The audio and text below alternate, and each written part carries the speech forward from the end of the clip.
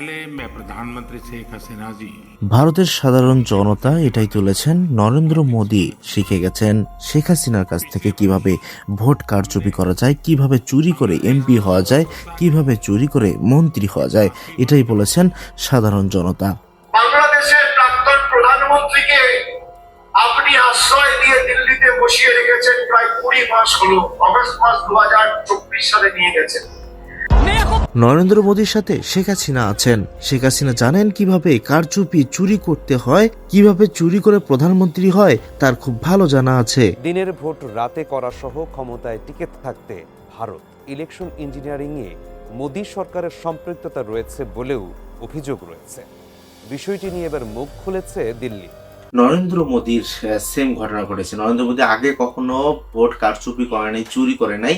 এবার গুঞ্জন উঠেছে, এবার নির্বাচনে শেখ হাসিনার আদালতে কিভাবে কারচুপি করতে হয়, কিভাবে চুরি করতে হয়, সকল পরামর্শ নিয়েই ভারতে এরকম চুরি ডাকাতি করেছেন নরেন্দ্র মোদী। বলছেন এরকম, তাহলে এই শেখ হাসিনা 20 মাস ধরে এখানে রয়েছেন, তারপরও কেন এখানে রয়েছেন, কোন অধিকারে আমাদের এই ভারতের মধ্যে রয়েছে, তাকে কেন পাঠানো হচ্ছে না, তাকে এখনই এখান থেকে ঘাট ধাক্কা দিয়ে বের করে দিন ভারত থেকে, এরকম বিভিন্ন কথা বলছেন ভারতের বিভিন্ন জন। দর্শক, আজকের ভিডিওটা খুবই গুরুত্বপূর্ণ, আপনাদের না টেনে সম্পূর্ণ ভিডিওটি দেখতে হবে যদি আপনারা লিগেলি জানতে চান পুরো ভিডিওটি। তাই আমরা সরাসরি ঘটনায় চলে যাব এবং ছোট করে একটা অনুরোধ থাকবে, খুব দ্রুত এই চ্যানেলটিকে সাবস্ক্রাইব করে দিন এবং ভিডিওটিতে লাইক এবং আপনাদের মন্তব্যটা আমাদের কমেন্ট বক্সে জানাতে থাকুন। চলুন আমরা এখন শুনে আসি আজকের ঘটনা। চলুন শোনা যাক। 20 মাস আগে বাংলাদেশের প্রাক্তন প্রধানমন্ত্রীকে আপনি আশ্রয় দিয়ে দিল্লিতে বসিয়ে রেখেছেন প্রায় 20 মাস হলো। অগস্ট মাস 2024 সালে নিয়ে গেছেন। আজও সে দিল্লিতে আছে। সব থেকে বড় বাংলাদেশিকে আপনি দিল্লিতে আশ্রয় দিয়ে রেখেছেন। শেখ হাসিনার স্ট্যাটাস কি? শেখ হাসিনা কি অনুপ্রবেশকারী না শেখ হাসিনা শরণার্থী? দর্শক, যিনি কথা বলছেন তিনি হচ্ছেন অভিষেক বন্দ্যোপাধ্যায় বা চ্যাটার্জি, তৃণমূলের জেনারেল সেক্রেটারি, আর সম্পর্কে মমতার ভাতিজা। তিনি গুরুত্বপূর্ণ এই প্রশ্নটা তুলছে। এখন কিন্তু এই যে অনুপ্রবেশকারীদের বিরুদ্ধে আওয়াজ তুলে বিজেপি যে পশ্চিমবঙ্গে ক্ষমতায় আসলো, এখন অনুপ্রবেশকারীদেরকে বিতরণ করার ক্ষেত্রে তৃণমূল কিন্তু এই প্রশ্নটা সামনে নিয়ে আসবে যে তাহলে অনুপ্রবেশকারীদেরকে বিতরণ করাচ্ছেন, তাহলে শেখ হাসিনার স্ট্যাটাস কি? আসলে বাংলাদেশের মানুষ জানে না, ইন্ডিয়ান সরকারও আজ পর্যন্ত বলেনি শেখ হাসিনা কি অনুপ্রবেশকারী নাকি রাজনৈতিক আশ্রয় প্রার্থী। তার কোন স্ট্যাটাসে সে ভারতে অবস্থান করছে, দিল্লিতে অবস্থান করছে, এইটা কিন্তু খোলাসা করেনি মোদী সরকার। কেন করেনি এটা একটা রহস্য। ফলে শুধু শেখ হাসিনা না, পশ্চিমবঙ্গে অন্তত কয়েক হাজার আওয়ামী লীগের নেতাকর্মী আশ্রয় নিয়ে আছে। বহু অনুপ্রবেশকারী হিসাবে পুশিন করা হচ্ছে।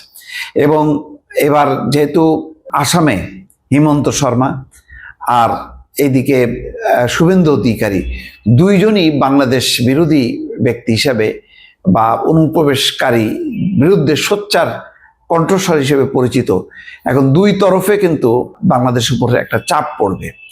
ওই যে আসামের মুখ্যমন্ত্রী বলছে যে বৈরী সম্পর্ক থাকলেই ভালো, তাহলে রাতের আধারে পুশিন করাতে পারে বাংলাদেশে অনুপ্রবেশকারীদেরকে, যাদেরকে চিহ্নিত করা হবে।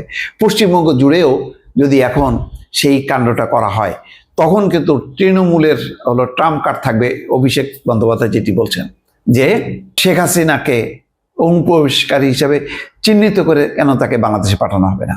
আরও আওয়ামী লীগের অনেক নেতাকর্মী, ওবায়দুল কাদের সহ অনেক নেতাকর্মী আছে, তাহলে তারা কিভাবে ভারতে আশ্রয় নিল, ভারতে কিভাবে থাকলো, তাদের স্ট্যাটাসটা কি? এই প্রসঙ্গগুলো কিন্তু এখন খুব প্রাসঙ্গিক হয়ে উঠবে। অর্থাৎ আগামী দিনে পশ্চিমবঙ্গের পুরো রাজনীতি কিন্তু এই অনুপ্রবেশকারীদের খ্যাতটাও, একদিকে বিজেপির ভেতরে আওয়াজ উঠবে, প্রশাসনের উপর চাপ পড়বে, অন্যদিকে তৃণমূল বলবে যে তাহলে আওয়ামী লীগের যে নেতাকর্মী যাদেরকে আশ্রয় দেওয়া হয়েছে তাহলে তাদেরকে বের করো, ওইটা দিয়ে আগে শুরু করো। এই নিয়ে একটা নতুন অর্থাৎ বাংলাদেশকে ঘিরে একটা নতুন মেরুকরণ বা দ্বন্দ্ব, বিবাদ, সংঘাত পশ্চিমবঙ্গের রাজনীতিতে চলতে থাকবে দর্শক। শেখ হাসিনার ইলেকশন ইঞ্জিনিয়ারিংয়ে মোদী সরকারের সম্পৃক্ততা রয়েছে বলেও অভিযোগ রয়েছে। বিষয়টি নিয়ে এবার মুখ খুলেছে দিল্লি। বাংলাদেশে ইলেকশন ইঞ্জিনিয়ারিংয়ে সম্পৃক্ততা নিয়ে কথা বলেছেন দেশটির পররাষ্ট্র সচিব বিক্রম মিশ্রি। কি বললেন তিনি, জানাচ্ছেন এসআই রাজ।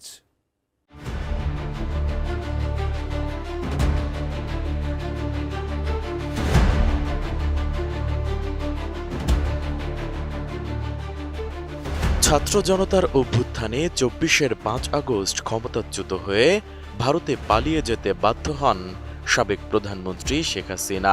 সেই থেকে দেশটিতে অবস্থান করছেন তিনি, কিন্তু এখনও তার প্রত্যর্পণে সাড়া দেয়নি মোদী সরকার।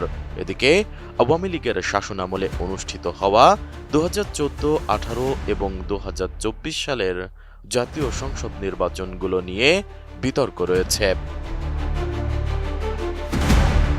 এর মধ্যে দুটি নির্বাচন হয়েছে বিরোধী দলগুলোকে বাদ দিয়ে, অপর নির্বাচনে ব্যাপক কারচুপির অভিযোগ রয়েছে।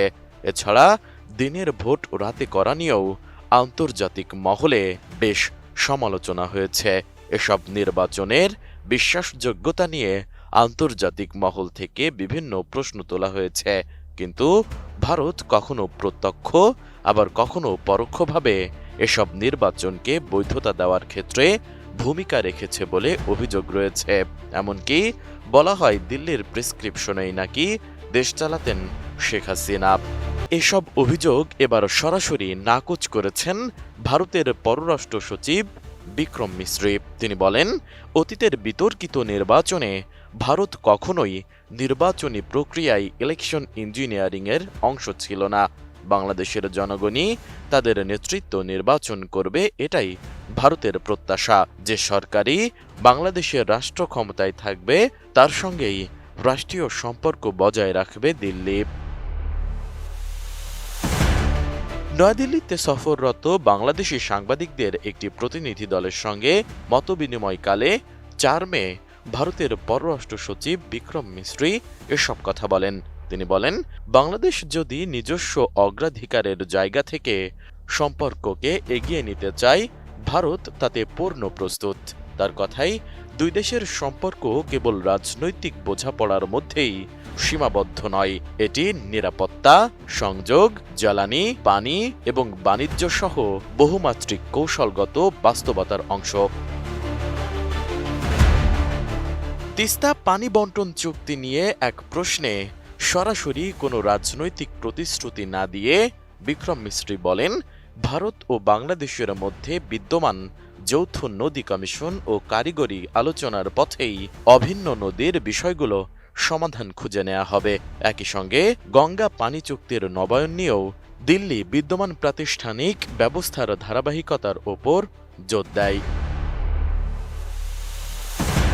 ভারতে অবস্থানরত বাংলাদেশের ক্ষমতাচ্যুত প্রধানমন্ত্রী শেখ হাসিনার প্রসঙ্গে পররাষ্ট্র সচিব কৌশলে নীরবতা বজায় রাখেন। তবে তিনি পরিষ্কার করেন, বাংলাদেশ সংক্রান্ত সব বিষয়ে ভারত বাস্তবসম্মত এবং দায়িত্বশীল যোগাযোগ বজায় রাখতে আগ্রহী। সেই সাথে অতীতের টানাপোড়েন ছাড়িয়ে বাংলাদেশ ভারত সম্পর্ককে নতুন বাস্তবতায় পুনর্গঠন করতে চায় নয়াদিল্লি।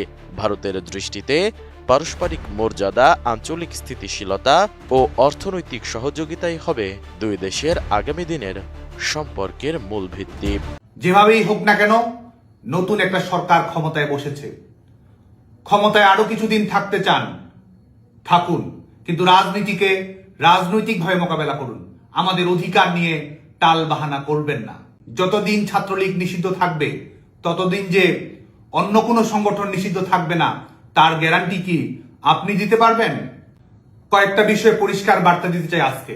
ছাত্রলীগকে নিষিদ্ধ করে রাখা হয়েছে, 15,000 শিক্ষার্থীকে শাস্তির আওতায় নিয়ে আসা হয়েছে, 5 লক্ষ শিক্ষার্থী শিক্ষা কার্যক্রমের বাইরে, কয়েক হাজার নেতাকর্মী কারাগারে, মামলা দেওয়া হয়েছে কয়েক লক্ষ নেতাকর্মীর বিরুদ্ধে, হত্যাকাণ্ডের শিকার হয়েছে অনেকে, মব সন্ত্রাস সহিংসতার শিকার হয়েছে লক্ষাধিক নেতাকর্মী। যেভাবেই হোক না কেন, নতুন একটা সরকার ক্ষমতায় বসেছে। ক্ষমতায় আরো কিছুদিন থাকতে চান, থাকুন, কিন্তু রাজনীতিকে রাজনৈতিকভাবে মোকাবেলা করুন। আমাদের অধিকার নিয়ে টাল বাহানা করবেন না। অবস্থার পরিবর্তন না হলে, আচরণ না বদলালে মনে রাখবেন এই নিষেধাজ্ঞার অস্ত্র আপনার বিরুদ্ধেও ব্যবহার করা হতে পারে। সিম্পল ম্যাথ বলি, যতদিন ছাত্রলীগ নিষিদ্ধ থাকবে ততদিন যে অন্য কোনো সংগঠন নিষিদ্ধ থাকবে না তার গ্যারান্টি কি আপনি দিতে পারবেন? আমরা তা চাই না। অতএব যা করছেন ভাবুন। 2008 থেকে 2024 ছাত্রদল নিয়মিত কর্মসূচি দিয়েছে, কার্যক্রম পালন করেছে, সংবাদ সম্মেলন করেছে, সভা সমাবেশ মিটিং মিছিল করেছে। ক্যাম্পাসে রাজনৈতিক সহাবস্থানের ঘাটতি থাকলেও সামাজিক সাংস্কৃতিক কর্মসূচি, পরিবেশ পরিষদের বৈঠকে সবার সাথেই দেখা সাক্ষাৎ হয়েছে। রাজনৈতিক সংকট থাকলেও শীর্ষ পর্যায়ের নেতা থেকে সকল পর্যায়ের কর্মী পর্যন্তই নির্বিঘ্নে একাডেমিক জীবন কাটিয়েছে। তারা ক্লাস করেছে, পরীক্ষা দিয়েছে, পাশ করেছে, সার্টিফিকেট নিয়েছে, চাকরিও করেছে।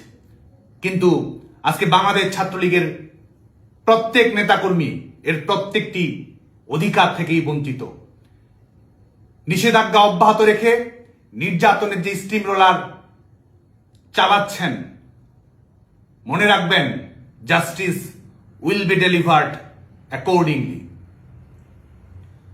আমরা সামনের দিকে তাকাতে চাই।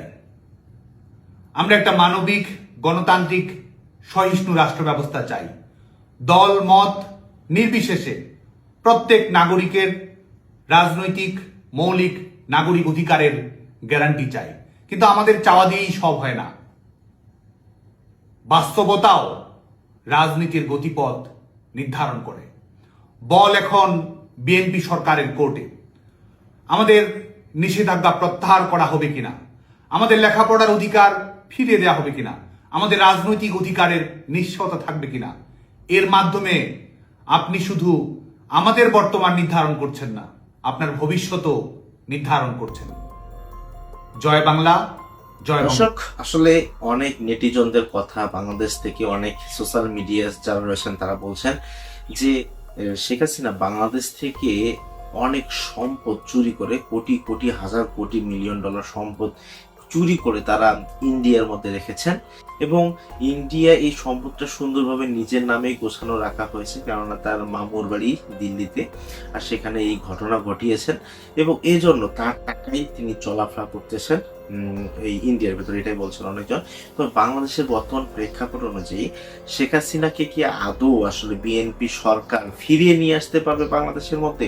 আনার পর তার যে এই গণহত্যা চালিয়েছেন, শাপলা চত্বরে যে গণহত্যা চালিয়েছেন, এই যে ব্যাপক বড় বড় ঘটনাগুলো রয়েছে শেখ হাসিনার নামে, এগুলো কি আসলেই মানে পারবেন কি আসলে বর্তমান যে প্রধানমন্ত্রী তারেক রহমান রয়েছেন তারা কি পারবেন আসলে এইরকম সময়টাকে সুন্দরভাবে গোছাতে?